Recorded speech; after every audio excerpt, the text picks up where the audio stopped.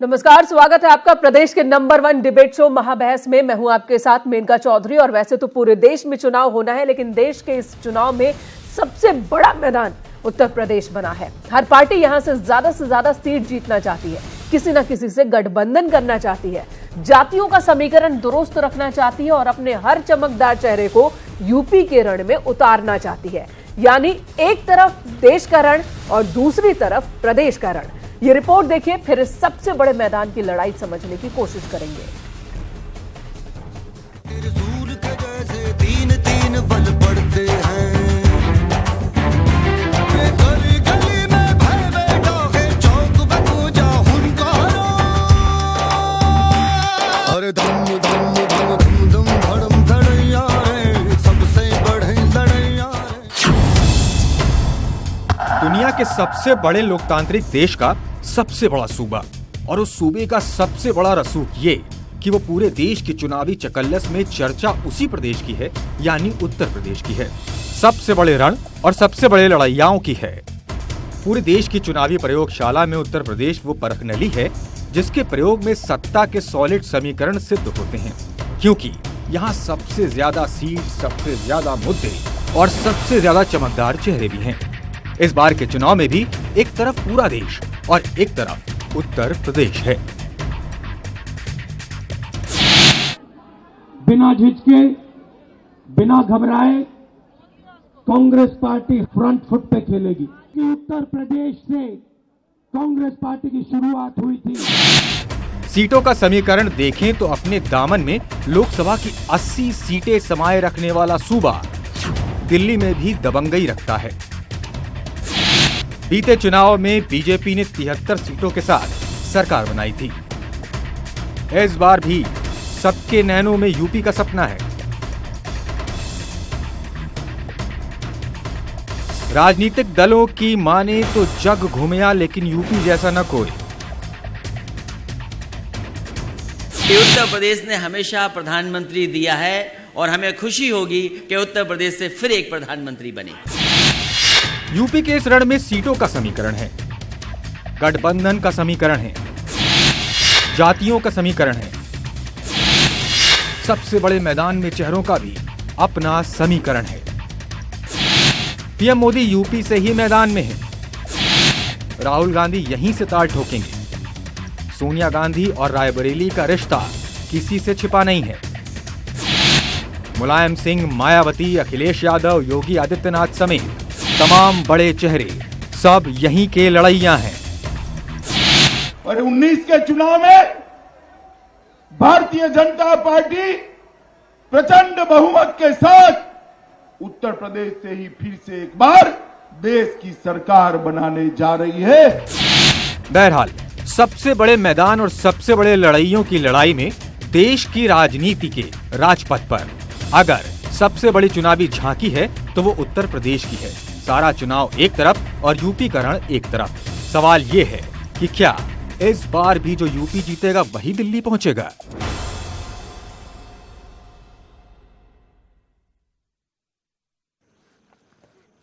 तो देश के चुनाव में उत्तर प्रदेश की अहमियत हमेशा से रही है। इसी से इस बात का अंदाजा लगाया जा सकता है कि नरेंद्र मोदी जो कि गुजरात से, उन्हें भी आकर उत्तर प्रदेश से लोकसभा के चुनाव के लिए दमखम ताल पिछले इलेक्शन में ठोकना पड़ा। लेकिन इस बार की स्थिति और भी ज्यादा दिलचस्प है। सबकी निगाह उत्तर प्रदेश पर ही है। आखिर इसकी वजह क्या है, यह समझने की हम कोशिश करेंगे महाबहस में। लेकिन इससे पहले हमारा आज का सवाल हमारे दर्शकों से है कि क्या इस बार देश का चुनाव एक तरफ है और यूपी का रण एक तरफ है? यही है सवाल हमारा आज आपसे। तो इस पर आपको अपनी राय भेजनी है। @महाबहस पर ट्वीट के जरिए आप अपनी राय, अपना जवाब हम तक भेज दीजिए। चलिए पैनल का रुख कर लेते हैं। इस वक्त हमारे साथ अमिताभ अग्निहोत्री, एग्जीक्यूटिव एडिटर, इस वक्त स्टूडियो में हमारे साथ मौजूद हैं। समीर सिंह हैं, प्रवक्ता बीजेपी। सचिन रावत हैं, प्रवक्ता कांग्रेस। हमारे साथ सुनील सिंह साजन भी मौजूद हैं समाजवादी पार्टी की ओर से। हमारे साथ अवधेश वर्मा है, दलित चिंतक। सबसे पहले अमिताभ जी आपके पास, उत्तर प्रदेश, आखिर ऐसी क्या बात है कि इतना दिलचस्प, सबकी निगाह उत्तर प्रदेश पर, सब उत्तर प्रदेश को ही जीतना चाहता है? 2014 का परिणाम जो है लोकसभा चुनाव का, वो एक बड़ी वजह है या कुछ और भी फैक्टर जुड़ गए इस बार? देखिए, मैं बहुत पुराने मुहावरे नहीं दोहराऊंगा जो भारतीय राजनीति में 4-5 दशक से कहे जाते रहे। एक तो ये मुहावरा कि दिल्ली का रास्ता उत्तर प्रदेश से होके जाता है। जो भी व्यक्ति राजनीति का काखागा सीखता है वो इस मुहावरे को कंठस्थ कर लेता है, और जो पत्रकारिता करने आता है युवा वो भी इस मुहावरे को कंठस्थ कर लेता है और इसका इस्तेमाल करता चलता आगे बढ़ता जाता है। मैं उसको भी नहीं दोहराऊंगा। मैं उसको भी नहीं दोहराऊंगा कि 80 सीटें, पहले बोला जाता था 85 सीटें, फिर वाजपेयी जी उत्तराखंड का निर्माण कर दिए तो हो गया कि भाई 80 सीटें, देश में सबसे ज्यादा सीटें। नहीं, ये 80 सीट है उत्तर प्रदेश के पास, इसलिए रास्ता दिल्ली का यहां से जाता है। ये तो एक सामान्य बात है ही, इसमें नया क्या। उत्तर प्रदेश से प्रधानमंत्री भी चुनाव लड़ते रहे, इसमें भी कुछ नया नहीं। जवाहरलाल जी, इंदिरा जी, राजीव गांधी, चरण सिंह, विश्वनाथ प्रताप, वाजपेयी जी लड़ते रहे चुनाव, यहां चंद्रशेखर जी, इसमें भी नया कुछ नहीं। लेकिन देश की राजनीति में इतने प्रभावशाली भूमिका रखने वाले इतने सारे चेहरे एक साथ एक चुनाव में उत्तर प्रदेश में कभी महत्वपूर्ण नहीं हुए जितने इस बार हैं। और बाकी राज्यों को तुलनात्मक दृष्टि से अगर आप देखेंगे तो वहां 1, 2, 3 नेता महत्वपूर्ण हैं कुल। बिहार में देखिए तो लालू प्रसाद यादव, नीतीश कुमार, उसके बाद विराम जी। मध्य प्रदेश में जाकर देखिए, राजस्थान में देखिए, तमिलनाडु में देखिए, वहां तो अभी नेता ही ढूंढना मुश्किल है। कौन है नेता जयललिता और करुणानिधि जी के जाने के बाद? पश्चिम बंगाल, एको अहम द्वितीयो नास्ति, ममता बनर्जी। बाकी जो हैं वो बहुत छोटे हैं, उनकी पैमाइश होनी अभी बाकी है इस चुनाव में। पैमाइश में खरे उतरेंगे तो वो भी बड़े हो जाएंगे, लेकिन अभी तो एको अहम द्वितीयो नास्ति, ममता। दिल्ली अरविंद केजरीवाल, उसके बाद कौन, नाम ढूंढना मुश्किल। शीला जी अब आ गई, भला हुआ कांग्रेस का, तो शीला जी का नाम है। तो तीसरा ढूंढना मुश्किल, विजेंद्र गुप्ता वहां खड़े नहीं होते। बिल्कुल। राज्य दर राज्य देख लीजिए, देश भर की राजनीति में पहचाने जाने वाले चेहरे, महत्वपूर्ण भूमिका रखने वाले चेहरे इकट्ठे इतने कहीं नहीं इस बार जितने उत्तर प्रदेश में हैं। प्रधानमंत्री जी, देश के गृह मंत्री जी राजनाथ सिंह, उत्तर प्रदेश के मुख्यमंत्री खुद योगी आदित्यनाथ, समाजवादी पार्टी के अध्यक्ष अखिलेश जी, बसपा की सुप्रीमो मायावती जी, चौधरी अजीत सिंह, कांग्रेस के अध्यक्ष राहुल गांधी जी, कांग्रेस की general secretary Priyanka Gandhi. List देखिए तो दर्जन भर से ज्यादा नक्षत्र मंडल है भारत की राजनीति का अकेले उत्तर प्रदेश के आकाश में। इतना बड़ा नक्षत्र मंडल कहीं नहीं,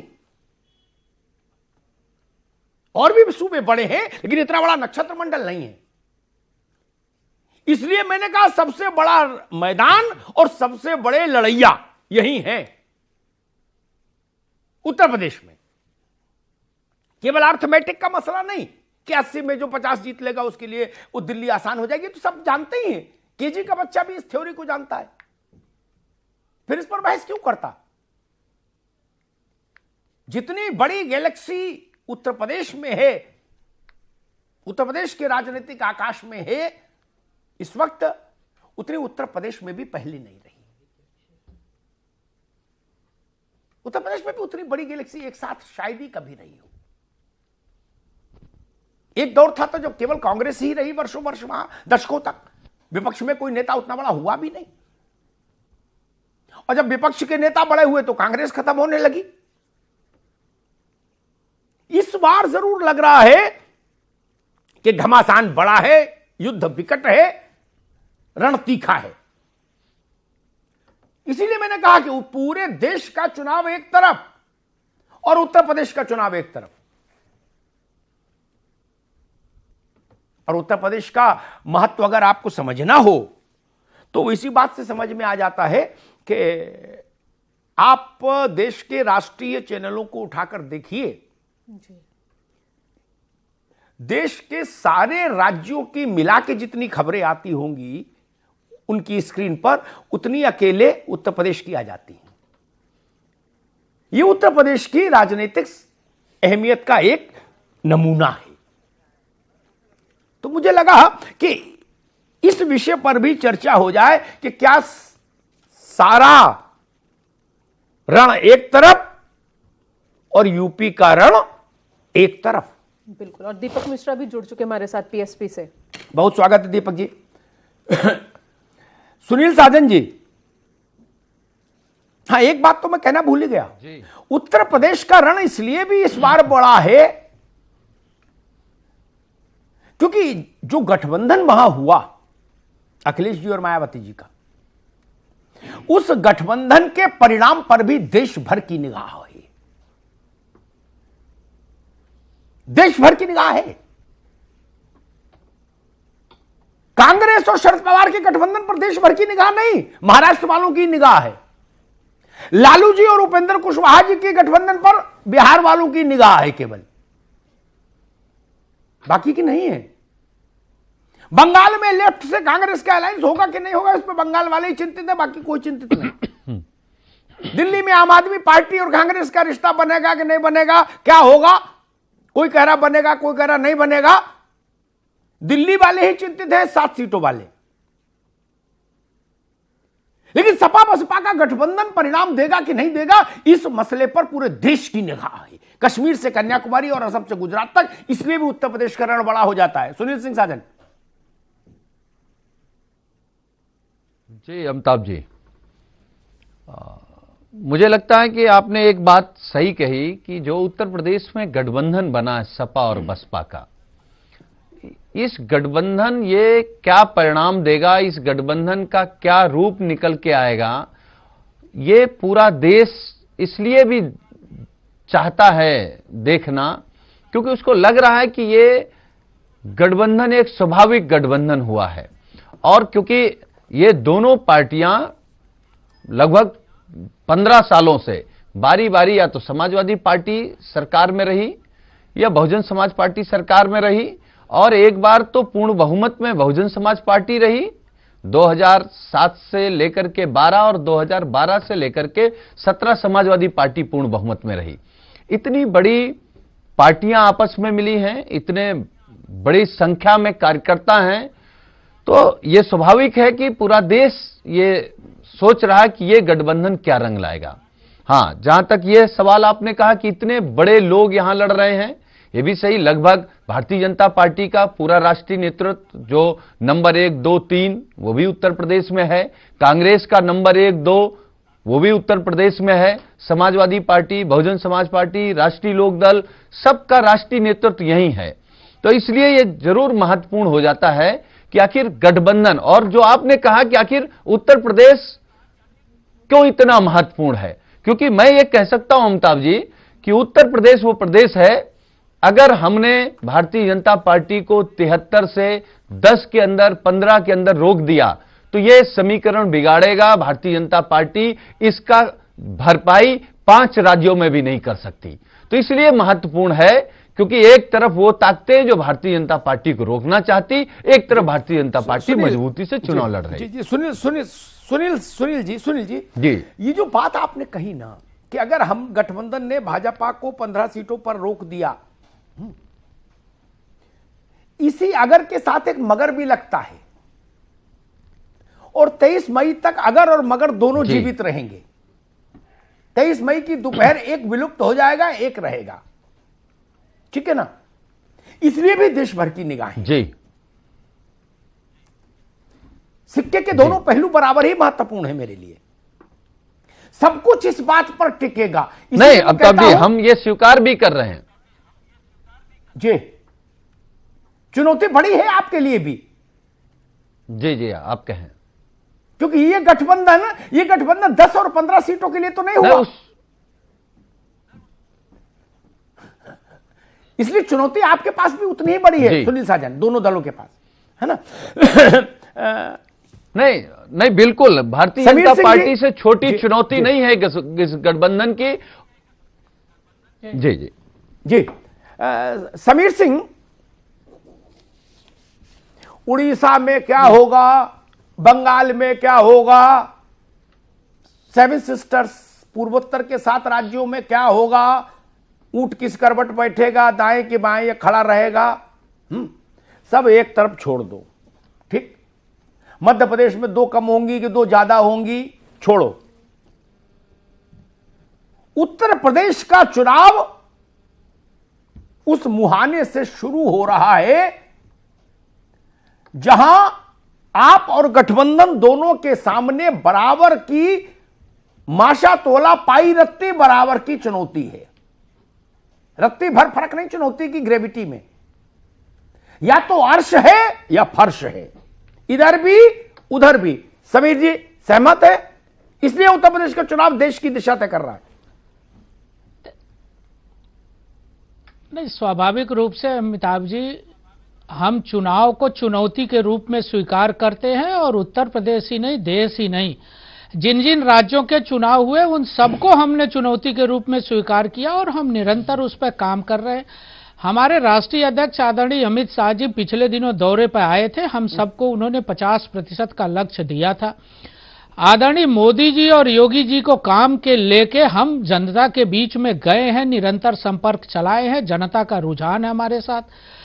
आपने जिस गठबंधन की बात कही, और हमारे सपा के प्रवक्ता सुनील साजन जी अभी उस गठबंधन की चर्चा कर रहे थे कि एक नया गठबंधन है, ये नया नहीं, ये पुराना है।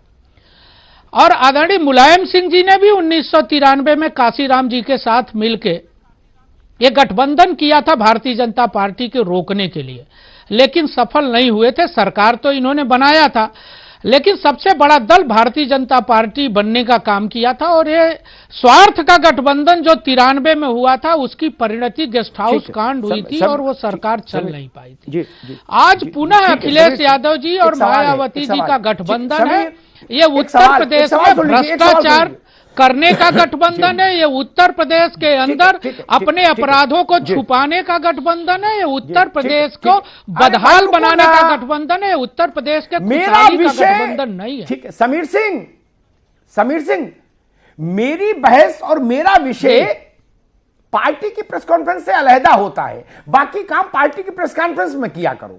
आप लोग मैनिफेस्टो आएगा उसमें करो, ये जो फोकस रहे वहां तक अपन रहे। मेरा सवाल बड़ा सीधा था, आपने कहा ये पहली बार नहीं हो रहा, 93 में हुआ। हाँ, मुझे मालूम है 93 में हुआ, मैं तब भी रिपोर्टिंग कर रहा था। लेकिन आपका और सुनील साजन दोनों मेरे ख्याल से स्कूल में पढ़ रहे होंगे, बहुत छोटी क्लास में किसी में, ठीक है ना। 25-26 साल बहुत होता है, एक पीढ़ी बदल जाती है दोस्त। एक दूसरा, ये सवाल मैंने मैं छोटी क्लास में नहीं था, मैं विश्वविद्यालय में जनरल सेक्रेटरी हो गया था, मैं छोटी क्लास में नहीं था, मैं ग्रेजुएशन बड़ी अच्छी बात, बहुत अच्छी बात, पोस्ट ग्रेजुएशन का विद्यार्थी था, मैं मतदाता था। अरे भाई बड़ी ठीक है, बड़ी अच्छी बात। मेरा सवाल सुन लीजिए, गठबंधन या तो सफल होगा या असफल होगा, ठीक है ना, बीच की स्थिति तो कोई बनती नहीं कहीं। इसलिए मैंने कहा दोनों के लिए चुनौती अर्श और फर्श की है। ये पूरे देश के चुनाव जैसा सामान्यकृत चुनाव नहीं उत्तर प्रदेश का। राजस्थान में 5 कम होंगी, 5 ज्यादा होंगी, उससे तो फर्क नहीं पड़ता आपके मुस्तकबिल पर। गुजरात में 5 सीट कम हो जाएंगी, ज्यादा तो हो नहीं सकती क्योंकि आप सैचुरेशन पर हो। मध्य प्रदेश में भी सैचुरेशन पर हो। बंगाल में 5 सीट बढ़ जाएगी, उड़ीसा में बढ़ जाएगी। यही ना गणित है। उनके चुनाव से यहां के चुनाव की बराबर कैसे कर देंगे? क्या आपने कहा हम पूरे देश के चुनाव को एक चुनौती के रूप में लेते हैं? इतना सरलीकृत नहीं है मामला। हम उत्तर प्रदेश में भी बढ़े थे अमिताभ जी, पिछली बार 73 मिला था, इस बार हम 75। भविष्यवाणी अभी बाद में करना, ठीक है। दीपक मिश्रा जी, जो चीजें दांव पर उत्तर प्रदेश में लगी हैं वो दांव उतना बड़ा किसी सूबे में नहीं, पूरे देश में नहीं। आप सहमत हैं मेरी बात से? जी, पूरे देश का परिणाम अगर बदलेगा, चाहे लेफ्ट जाए चाहे राइट जाए, जाएगा उत्तर प्रदेश से ही। दीपक मिश्रा, आप सहमत हैं? ये कहा जाता है कि दिल्ली का रास्ता, बिल्कुल सहमत हूं। मैं अपनी बात को दोबारा प्रतिबद्धता के साथ दोहरा रहा हूं कि हर्फ ब हर्फ इस बार दिल्ली का रास्ता उत्तर प्रदेश से नहीं गुजरेगा।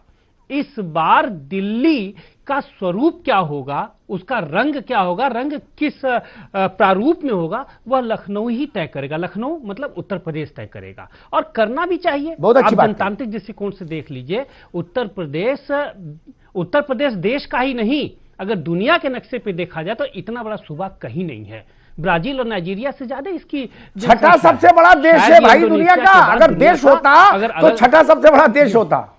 बिल्कुल बिल्कुल नहीं माने, मतलब चौथा हो गया ब्राजील से, और भी जनसंख्या ज्यादा हो गई। बधाई इसके लिए। नहीं, भगवान करेगा ये दूसरा भी हो जाएगा ना। हाँ। उससे इंडोनेशिया, हाँ। जी, दूसरा तो भारत ही रहेगा। खैर वो बात अलग है, लेकिन चूंकि जनतंत्र में चुनाव अहिंसक जनयुद्ध होता है, और जाहिर सी बात है कि यह जो चुनाव है उत्तर प्रदेश का, यह कई दलों के लिए वाटरलू साबित होगा। गठबंधन का परिणाम जो भी हो, लेकिन गठबंधन में दोनों दलों में से जो अधिक होगा, जो दूसरे स्थान पे होगा, उसका तो अस्तित्व समाप्त ही होना है। भारतीय जनता पार्टी का भी भविष्य यह चुनाव तय करेगा। और आप देख लीजिए, विपक्ष के लिए कल जो मैंने कहा था ना, कितने हिस्सों में बट चुका है ये, इसके हिस्से में कुछ बचा नहीं। दरअसल 4 खेमे 64 खूंटे में बटी विपक्ष दमखम के साथ भारतीय जनता पार्टी को रोकना चाहिए, वह प्रतिबद्धता नहीं दिखा पा रहा है। आप बताइए, कांग्रेस की आज यहां क्या स्थिति है? सपा बसपा ने उन्हें इंकार नहीं किया, सपा बसपा ने उन्हें किक आउट किया, और बार बार ये कह रहे हैं कि हम सेक्युलर और सोशलिस्ट फोर्सेस को रोककर एक विकल्प देना चाहते हैं। विकल्प देने के लिए जो त्याग भाव चाहिए वह कहां है? देखिए, महागठबंधन या इस तरह की जो भी बातें होती हैं, उसका जो अगुवा होता है वह स्वयं दावेदार नहीं होता। गठबंधन के इतिहास में 2 सबसे बड़े अध्याय हैं, आप जानते हैं, और आपने कई बार इसको उद्धृत भी किया है। पहला 77, उसके अगुवा जयप्रकाश जी थे, जो दावेदारी नहीं कर रहे थे कि हम प्रधानमंत्री बनेंगे। ठीक बात दीपक जी, आएंगे तो दोबारा हर आपके कोई पास, खींच आपने रहा अच्छी है बात ना। कही। ठीक है दीपक भाई, आएंगे आपके पास, आएंगे। जी। मैं दीपक मिश्रा की आखिरी जो टिप्पणी है उसको थोड़ा और सरलीकृत भाषा में कह दूं। सचिन रावत आपके पास आ रहे हैं मित्र, ताकि और अच्छे से लोग समझे और आनंद लें। वो थोड़ा सा बहुत संपादित भाषा बोलते हैं दीपक जी। जो हमारे घरों में जो शादी ब्याह की बात करते हैं, वो खुद दूल्हा नहीं बनते। कोई बाप होता है, ताऊ होता है, बाबा होता है, वो बात करता है शादी ब्याह की। और अगर बाप की इच्छा खुद ही मोर पहनने की हो तो लड़के की शादी कैसे होगी?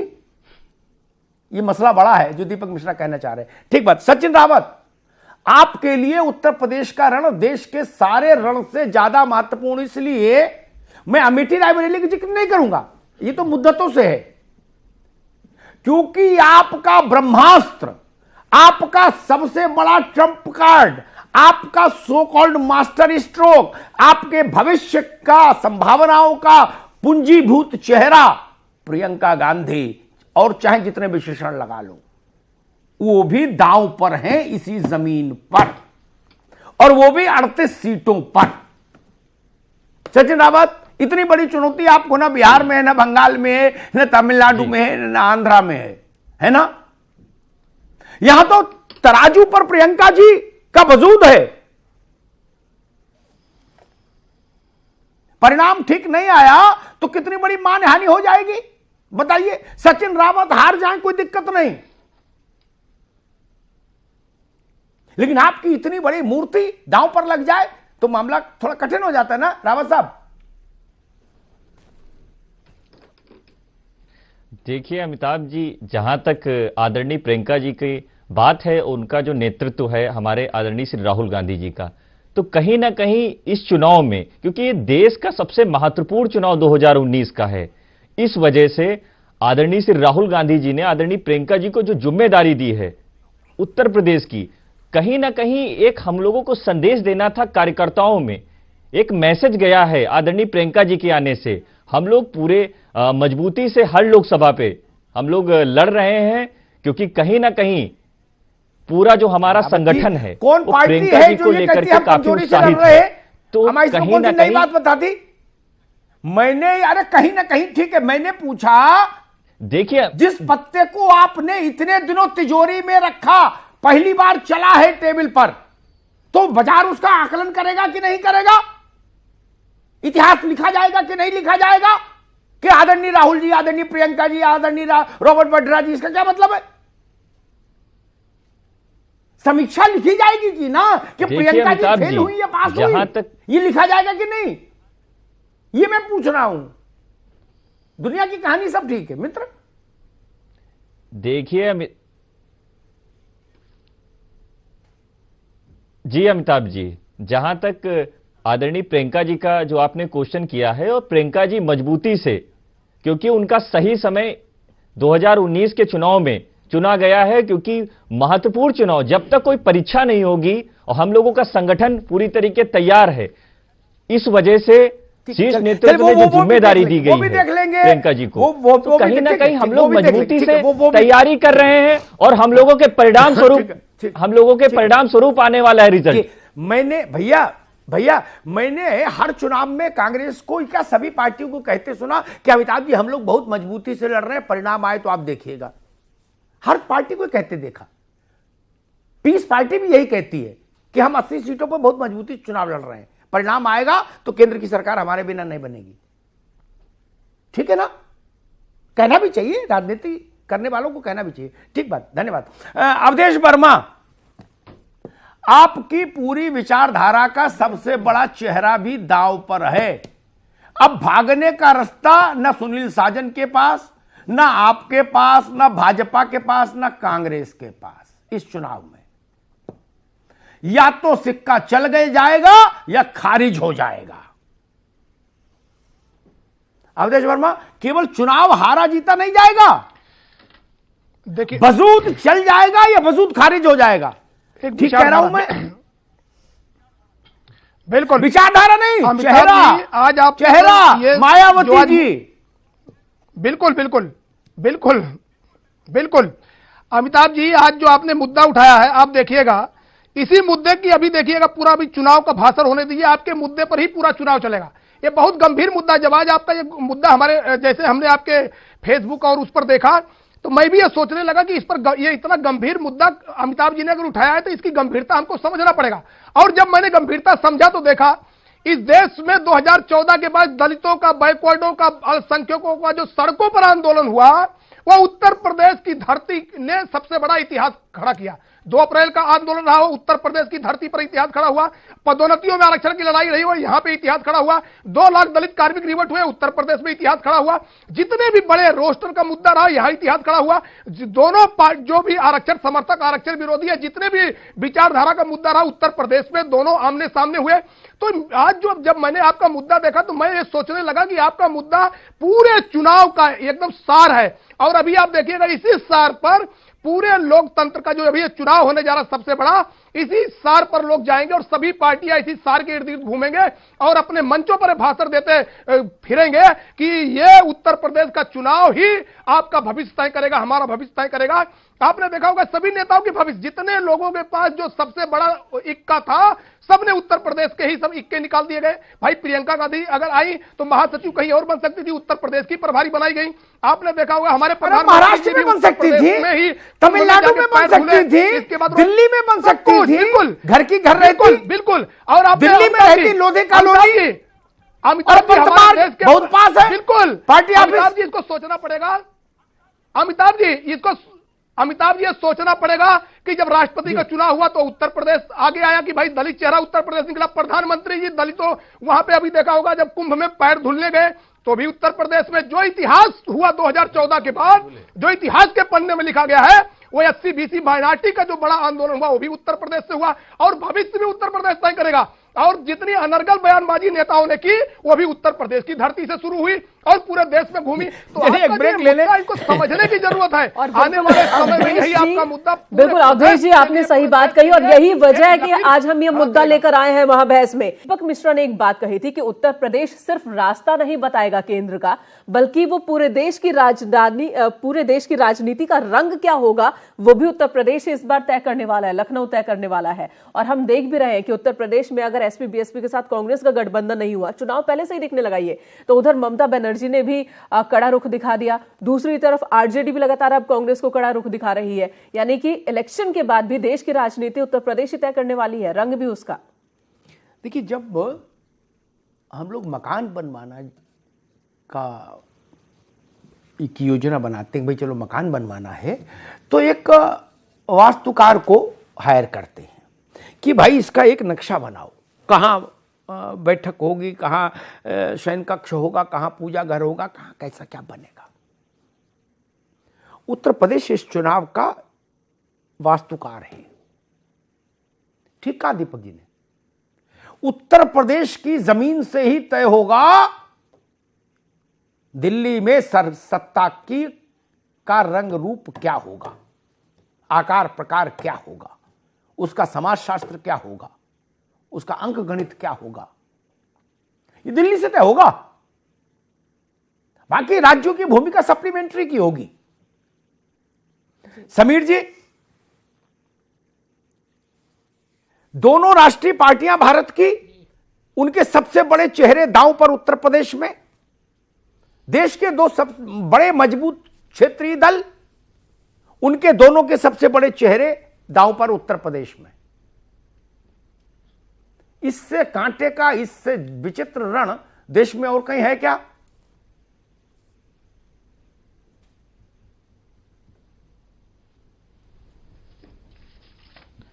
नहीं, देखिए अमिताभ जी, उत्तर प्रदेश का एक से पॉलिटिकल सिनेरियो हमेशा से अलग रहा है निश्चित रूप से, लेकिन कांटे की लड़ाई नहीं है। न 2014 में कांटे की लड़ाई हुई, न 2017 में कांटे की लड़ाई हुई। हम बड़ी बहुमत के साथ जीत के आए। हमारे पास योगी जी और मोदी जी जैसा नेतृत्व है उत्तर प्रदेश और देश के अंदर।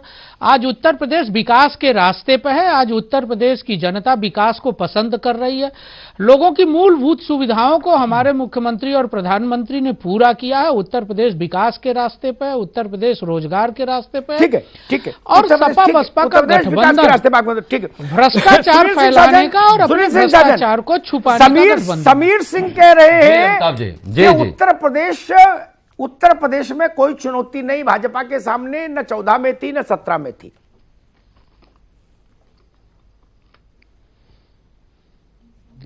देखिए अमिताभ जी, मैं 1 मिनट में अपनी पूरी बात खत्म करूंगा क्योंकि आपने ये कहा कि ये पूरे प्रदेशों में अलग अलग गठबंधन बने, लेकिन उनकी नजर पूरे देश को, उनका इंतजार क्यों नहीं, उन पर नजर क्यों नहीं है? और उत्तर प्रदेश में ऐसा क्या हुआ कि उत्तर प्रदेश के गठबंधन पर पूरा देश देख रहा है? उसका एक बेसिक कारण क्या है? जो दूसरे प्रदेश हैं वो जानते हैं कि हम भारतीय जनता पार्टी को नहीं रोक सकते, हम मोदी जी को नहीं रोक सकते, अपने प्रदेश में अगर हरा ले गए तो भी नहीं रोक सकते।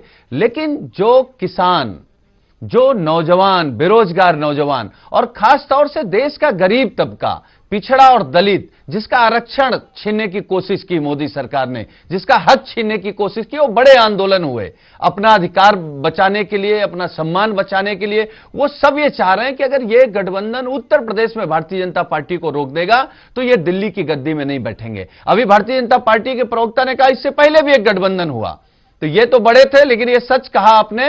मैं बहुत छोटी क्लास में था, मैं कक्षा 7 में था उस समय, लेकिन मुझको आज भी याद है उस गठबंधन ने उस समय जो धार्मिक उन्माद था, एक भगवान राम का नाम लेकर के ये जो धार्मिक उन्माद करने वाले लोग थे, उस समय का नारा याद है मुझको, मिले मुलायम काशी राम। उसके आगे वाला आप पूरा कर देंगे। आप सोचिए, उसके बाद भारतीय जनता पार्टी 14 साल उत्तर प्रदेश में नहीं आई। ये मायावती जी का, माननीय अखिलेश यादव जी का गठबंधन इसी भारतीय जनता पार्टी को कम से कम 28 साल में सत्ता का मुंह नहीं देखने देगी उत्तर प्रदेश में। जी जी, ठीक है। सुनील दीपक मिश्रा जी,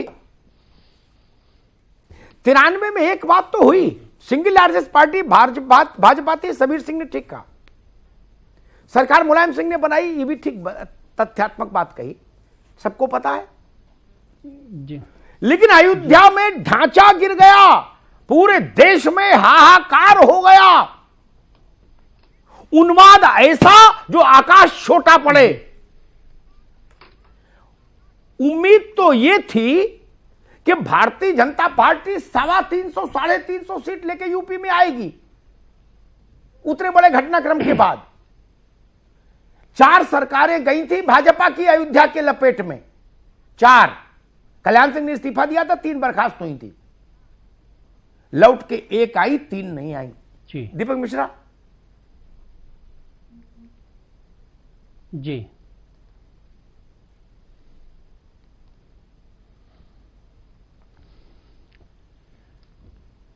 जी दीपक जी, मैंने प्रश्न क्या है, वो तकनीकी कारण से प्रश्न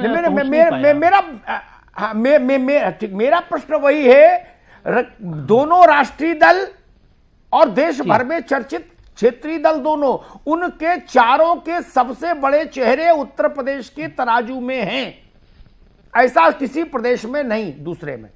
जी जी जी, देखिए इस बार का जो उत्तर प्रदेश का चुनाव है, यह किसी न किसी के लिए वाटरलू साबित होगा। ये जो 4 खेमे हैं, इन खेमों में से 2 खेमे तो ध्वस्त होंगे। मैं इस बात से, आपके इस विश्लेषण से और विश्लेषण के इस निष्कर्ष से पूर्णतः सहमत हूं कि उत्तर प्रदेश इस बार का चुनाव जो निर्णायक होगा, वो निर्णायक के साथ साथ भयंकर और भयावह भी होगा उस वर्ग के लिए जो हारेगा। और चारों ही क्यों, प्रगतिशील समाजवादी पार्टी ने भी अपने सर्वश्रेष्ठ चेहरे को चुनाव में उतार दिया, जबकि आमतौर पर सोशलिस्टों का ये रहा है, चलन रहा है कि वो पहला चुनाव उनके बड़े चेहरे नहीं लड़ते। लोहिया जी भी 52 का चुनाव नहीं लड़े थे। तो उत्तर प्रदेश को बहुत गंभीरता के साथ लिया जा रहा है, और लिया भी क्यों न जाए। सारे के सारे बड़े नेताओं के जितने सूरमा हैं, सब तो यहीं के हैं। मोदी गुजरात के थे, उत्तर प्रदेश आ गए, क्योंकि जानते हैं कि अगर उत्तर प्रदेश की पीठ पर वो उत्तर प्रदेश रूपी अश्व से जरा सा भी वो कमजोर हुए तो यह उन्हें पटक के कुचल देगा। मैंने एक जो बात कही थी कि इस बार का जो चुनाव है, कहीं इस बार के चुनाव में जो विपक्ष के भारी भरकम चेहरे दिख रहे हैं, कहीं वह अलेक्जेंडर युद्ध के पोरस के हाथी न साबित हों। आप तैयारी के स्तर से आप देखिए, सड़क पर कौन नेता और कौन सी पार्टी कितनी उतरी है। ठीक है, समय कम है, समय कम है, मैं उदाहरण देता हूं, जी जी दीपक भाई, समय कम है। अवधेश वर्मा, दरअसल आपकी जो लक्षणात्मक हंसी है वो पूरे उत्तर प्रदेश का सवाल है। जी पूरे, एक महत्वपूर्ण बात दीपक मिश्रा जी ने कही, सबका मान तो नहीं बचेगा। जो 5-6 बड़े चेहरे हैं देश के, जो यहां चुनौती में हैं युद्ध के मैदान में, सबका मान तो नहीं बच सकता, ऐसा जनादेश तो संभव नहीं। तो कुछ को मान तो जाएगा।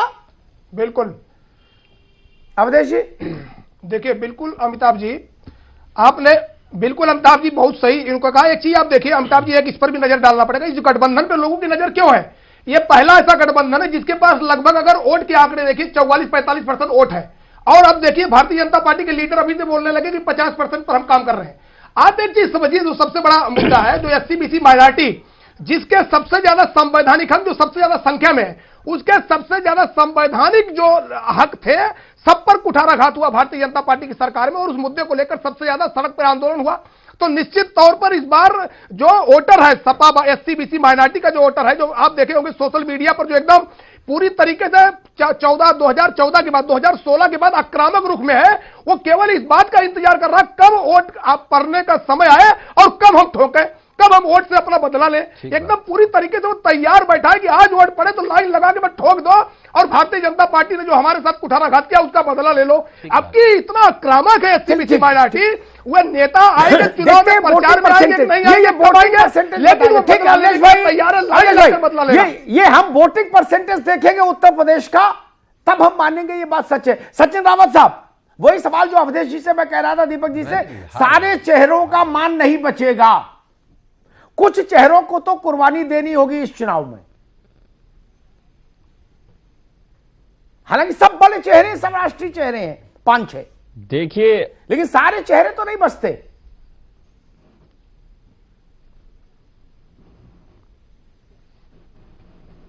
जी अमिताभ जी, जहां तक आपने बात कही है, बड़ी अच्छी बात है कि राजनीति परिप्रेक्ष्य में जब चुनाव कोई लड़ता है तो हार जीत तो होती है। कहीं ना कहीं हमारी पार्टी का यही मुख्य उद्देश्य है कि भारतीय जनता पार्टी को इस बार के चुनाव में नहीं आने देना। इसके लिए जो भी सेकुलर दल कांग्रेस के साथ में अभी तक गठबंधन में है, वो भी मजबूती से चुनाव लड़ रहे हैं। ये जो फिरका परस्त ताकतें देश में अपनी सांप्रदायिकता बढ़ा रही हैं, तो कहीं ना कहीं जो भी लोग अगर मोदी जी को हटाने के लिए आते हैं तो इसका स्वागत होना चाहिए। तो कहीं ना कहीं कांग्रेस पार्टी की जो भूमिका है वो स्पष्ट है, क्योंकि हमारे नेता आदरणीय श्री राहुल गांधी जी लगातार 3 राज्यों में जिस प्रकार सचिन रोकेंगे आपको, और अब जो हमने सवाल दर्शकों से किया था उसका जवाब जान लेते हैं। हमारा आज का सवाल था कि क्या इस बार देश का चुनाव एक तरफ और यूपी का रण एक तरफ है, यानी कि 2 लड़ाइयां यहां पर लड़ी जा रही हैं। इस पर जो वोट हमें मिले हैं, परसेंटेज हम आपको बता दें, 81% लोग मानते हैं कि हाँ ऐसी ही स्थिति है। उत्तर प्रदेश की लड़ाई जो है पूरे देश की लड़ाई में अपनी एक अलग जगह बना रही है। 17% ऐसा नहीं मानते, 2% कोई राय नहीं बना पाए हैं। अमिताभ जी, आपका एडिटोरियल कमेंट। 81% देश की जनता मानती है कि सारे देश की चुनावी लड़ाई एक तरफ और उत्तर प्रदेश का चुनावी रण एक तरफ। इसलिए इसकी तुलना नागालैंड से करने की कोशिश न की जाए, महाराष्ट्र और आंध्रा से भी न की जाए ना। आंध्रा में ढूंढने जाइए तो चंद्रबाबू और जगन रेड्डी, बात खत्म। तेलंगाना जाओ, पूरा तेलंगाना घुमाओ, चंद्रशेखर राव, और हैदराबाद में रहो तो ओवैसी। तीसरा तो ढूंढने नहीं मिलता आदमी, पार्टियों के दफ्तर नहीं पता लोगों को। लेकिन ये उत्तर प्रदेश है सबसे बड़ा लड़ैया रे। दोनों राष्ट्रीय पार्टियों की सबसे बड़ी मूर्तियां यहां दांव पर, सपा बसपा की सबसे बड़ी मूर्तियां दांव पर। यहां केवल कैंडिडेट नहीं हारेंगे जीतेंगे, यहां ब्रांड हारेगा जीतेगा। कैंडिडेट महाराष्ट्र में हारेगा जीतेगा, तमिलनाडु में हारेगा, गुजरात में, राजस्थान में, मध्य प्रदेश में हार जीत होगी कैंडिडेट्स की। यहां कैंडिडेट कहां है ना। प्रियंका गांधी चुनाव लड़ रही हैं, मोदी जी चुनाव लड़ रहे हैं, अखिलेश जी चुनाव लड़ रहे हैं, मायावती जी चुनाव लड़ रही हैं, शिवपाल जी चुनाव लड़ रहे हैं। तब कौन कहेगा कि पीएसपी का कैंडिडेट हारा? ऐसा आदमी ढूंढना मुश्किल हो जाएगा। आदमी कहेगा शिवपाल यादव हारे। ये जान रहे हैं ना अंतर। कोई ये नहीं कहेगा कि इमरान मसूद हारे, राज बब्बर हारे। वो कहेंगे प्रियंका गांधी फेल हो गई। इस खतरे को समझ रहे हैं ना। कोई ये नहीं कहेगा, ये जान लो, लिख लो मेरी बात कागज पर। कौन कहेगा नकुल दुबे जीतेंगे सीतापुर से या हारेंगे? दोनों स्थितियों में कहा जाएगा मायावती जीत गई, मायावती जी हार गई, यही कहा जाएगा ना। रामजी लाल सुमन की जय पराजय अखिलेश जी की जय पराजय होगी हाथरस से, रामजी लाल की नहीं। और वही बात भारतीय जनता पार्टी पर लागू। भारतीय जनता पार्टी के लिए ये नए नियम तो बन नहीं सकते, इसलिए ये चुनाव महत्वपूर्ण है।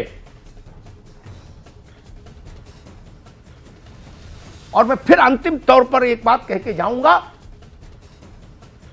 जितने चुनाव मैंने देखे अपने पत्रकारीय जीवन में, जितनी थोड़ी बहुत राजनीतिक समझ पाई देश घूम घूम कर, उसके आधार पर मैं कह सकता हूं यहां ये ठीक है, उत्तर प्रदेश हमेशा से एक बड़ी भूमिका लोकसभा के निर्माण में रखता है उस संख्या के कारण। लेकिन इस बार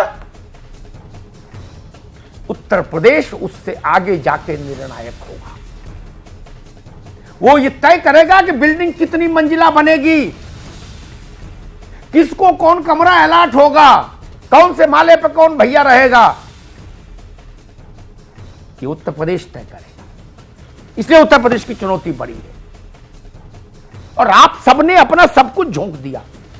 ये सबने वो दांव लगाया है सुनील जी कि घर भर की पूंजी लगा दो दांव पर, जीत गए तो बल्ले बल्ले, ये भी ठीक है। और खुदा न खास्ता परिणाम विपरीत रहा तो जीवन भर की पूंजी जाती है। ऐसे दांव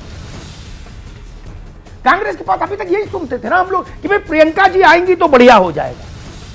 आ गए, दांव पर लग गए ना। अब रिजल्ट तो चाहिए। फिर सुनते थे हरकिशन सिंह सुरजीत तक मुझसे कहते थे, दीपक मिश्रा, कि मुलायम सिंह और काशीराम एक हो जाए, तब यही दो लोग थे। तो राजनीति बदल जाएगी देश की। ठीक है, मायावती जी अखिलेश जी एक हो गए, अब बदल गई तो ठीक, और नहीं बदली तो बहुत बड़ा क्वेश्चन मार्क खड़ा हो जाएगा। और यही बात समीर सिंह की पार्टी पर लागू। इसलिए उत्तर प्रदेश का चुनाव बाकी राज्यों से बड़ा चुनाव है, अलग चुनाव है, इसकी तासीर अलग है। धन्यवाद। और बिल्कुल हमारी नजर उत्तर प्रदेश की राजनीति पर पल पल बदलते समीकरण पर लगातार न्यूज 18 की नजर। इस वक्त महाबहस में इतना ही। आप सभी खास मेहमानों का बहुत बहुत धन्यवाद हमारे साथ बने रहने के लिए। एक छोटे से ब्रेक के बाद भी न्यूज 18 पर खबरों का सिलसिला जारी है।